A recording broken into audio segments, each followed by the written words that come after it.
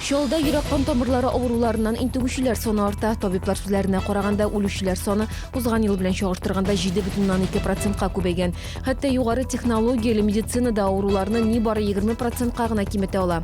Табиблар йөрәк кан тамырлары авыруларын булдырмау өчен профилактикага игътибар бирергә киңәш итә.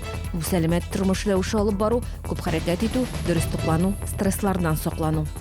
Кам балалар медицина үзәге каршында урнашкан Baby Box эшли башлады. Бәби бишеге 1 ай элек куллануга әзер иде. Медицина хезмәткәрләре тикшерү комитетыннан җавап көттеләр. Хәзер исә тикшерүчеләр дә, Сәламәтлек саклау министрлыгы да уңай җавап бирде. Бокс 7-нче терминал янында урнашкан. Комсомол һәм Тукай районнары буенча хәрби комиссариат бүлеген Дамир Вәлиев җитәкләячәк.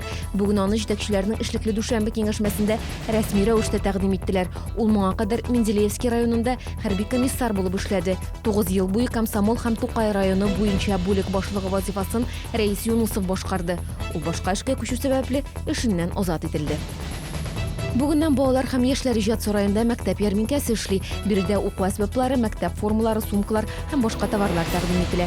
Ярминкәдә шәһәр эшмәкәрләре үз продукциясын түбән бәядән сата. Биредә сату 20 августка кадәр дәвам итәчәк. Ярминкә иртәнге 10-нан кичке 6-га кадәр эшли. Бу һәм башка хәбәрләр турында тулырак яңалыкларның кичке чыгарылышында ул 19 сәгать 10 минутта эфирга чыга.